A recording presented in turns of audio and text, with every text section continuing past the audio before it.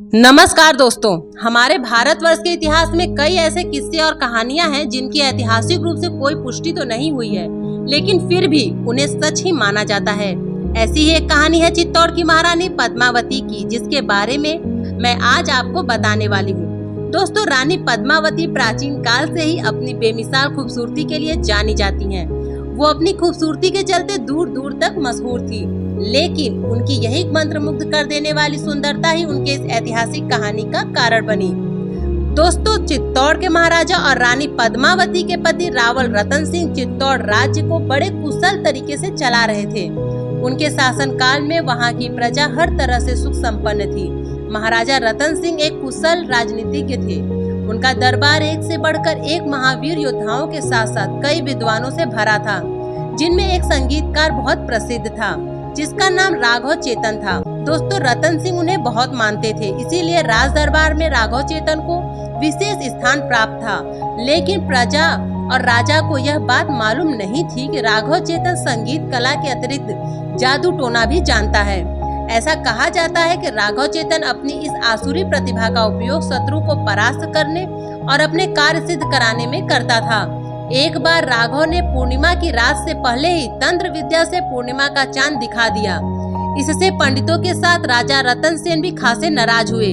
वह तंत्र विद्या के सख्त विरोधी थे। उन्होंने राघव चेतन को सजा देते हुए उसका मुंह काला करके उसे गधे पर बिठाया और राज्य से बाहर निकाल दिया। राजा रतन सिंह को क्या पता था कि जिस चेतन को वह सजा दे रहे हैं वही उनकी बर्बादी का वजह बनेगा। दोस्तों, अपमान और राज्य से निर्वासित किए जाने पर राघव चेतन चित्तौड़ महाराजा से बदला लेने पर आमादा हो गया। अब उसके जीवन का एक ही लक्ष्य था, चित्तौड़ के महाराजा रतन सिंह का पूर्णतः विनाश। अपने इसी उद्देश्य को पूरा करने के लिए वह दिल्ली चला गया और दिल्ली के सुल्तान अलाउद्दीन खिलजी से मिलकर चित्तौड़ पर आक्रमण कर अपना प्रतिशोध पूरा करने की ठान ली।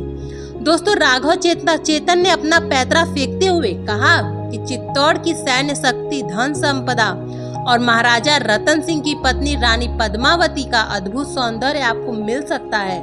रानी के सौंदर्य का बखान सुनकर क्रूर अलाउद्दीन खिलजी ने चित्तौड़ पर आक्रमण करने का मन बना लिया। चालाक तांत्रिक राघव चेतन ने चित्तौड़गढ़ की सुरक्षा और वहां की संपदा से जुड़ा एक एक राज्य अलाउद्दीन खिलजी के सामने खोल दिया।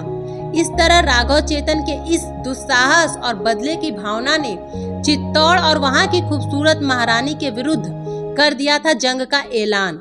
और अलाउद्दीन खिलजी के आक्रमण के बाद महारानी पद्मावती को अपनी आन बचाने के लिए जौहर जैसा खौफनाक कदम उठाना पड़ा, लेकिन उन्होंने अपनी आन और इज्जत से कोई समझौता नहीं किया।